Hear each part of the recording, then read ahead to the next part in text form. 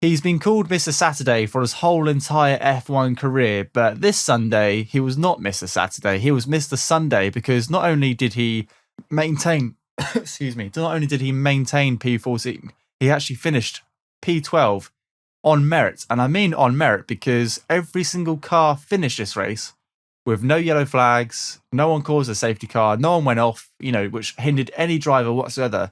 That Williams car with George Russell in it finished P12 out of 20 cars, which actually puts Williams now back in P9 in the Constructors' Championship because that's the highest finishing position out of them and Haas, which is great. But is this a turning point? What do you think? What's your take on it while I take a sip of water? Russell did say that it was possibly their best race together, so he seemed pretty enthused by it as well. He had a terrible start. He was down 4 places to P18. He obviously didn't really get it together, but it was funny. And we mentioned Tsunoda. It was Tsunoda that he passed for P12. So Williams overtaken an AlphaTauri, not too bad. That's signs of some improvement for the team.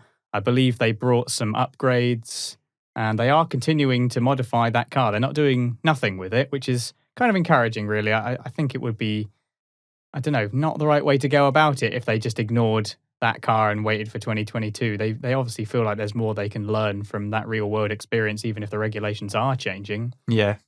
Is it a change in pattern for Williams? Very hard to say. They do keep having these moments where it looks like they're just creeping towards the points potential, and then they have a race weekend where they just seem to be stuck in P17 and P18, and there's just nothing doing. So I don't know. It's very hard to say. That their form is a little bit all over the place in that bottom 10. I really, really want them to do better, and there's still no guarantee that George Russell will move out of that team yet. We still don't know exactly what is happening yet. That was He might stay there. Maybe Williams will suddenly bring a brilliant car in 2022. You just don't know.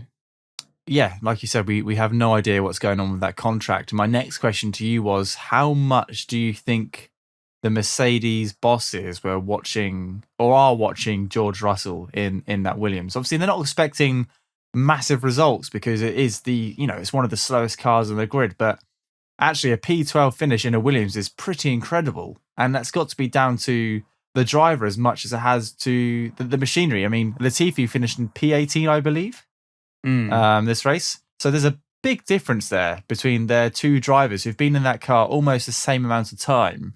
You think Mercedes are paying close attention? Is this Russell's resume? Is this what he's doing? Is his racecraft his winning bid, or is he bidding for that Mercedes seat still? What do you think Mercedes are looking at the moment? Do you think they're even looking at Russell at the moment? Do you think they're just biding their time? Toto Wolff definitely is, because he said that he's still watching Russell. It's a fairly it's well known that Toto Wolff is like his manager, or I believe so. Manages some element of it. It's going to be Toto Wolff that presumably he will negotiate his contract with. They'd be daft not to be paying attention to him. Obviously, it's difficult not to talk about Russell's career without also talking about Bottas's career. I don't really want to get too much into Bottas just yet, but yeah, they'll have to be watching him because he is a Mercedes Academy driver. He's a well-respected driver on the grid. He produces some excellent results in some rather underpowered machinery.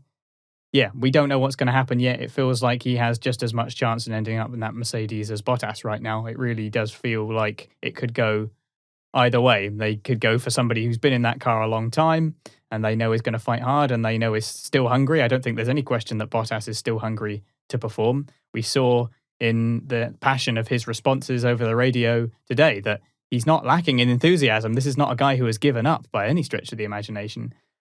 And Russell he's got a lot of talent and he's got a lot of quality, but I still think he's a little unproven when fighting for real points, real podiums, and maybe even wins.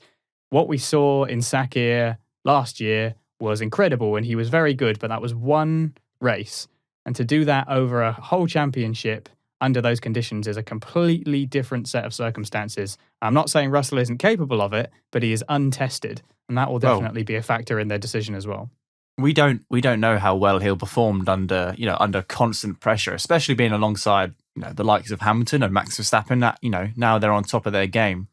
But it's hard to say, yes, he's untested, he's unproven, but there's only one way to test him. There's only one way to prove him. That's to get him in that car. I mean, other rookies have come in. Charles Leclerc, he was untested, unproven, and he managed. Lando's doing a fantastic job.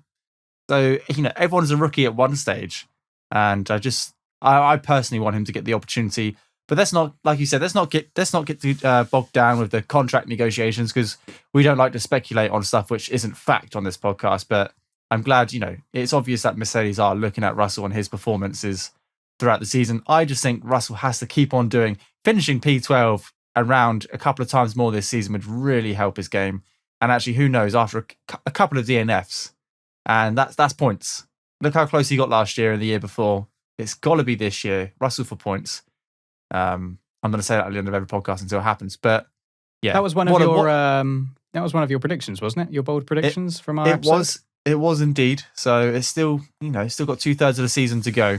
But I honestly think it will happen under the right circumstances. I honestly think it will happen. But that aside, I'm so glad for him. He started to get this name, Mr. Saturday, and he's obviously got this name because he qualifies fantastic. But it was almost a bit, he's really good at qualifying, but then he goes backwards during the race, and he did at the start of this race, like you correctly pointed out.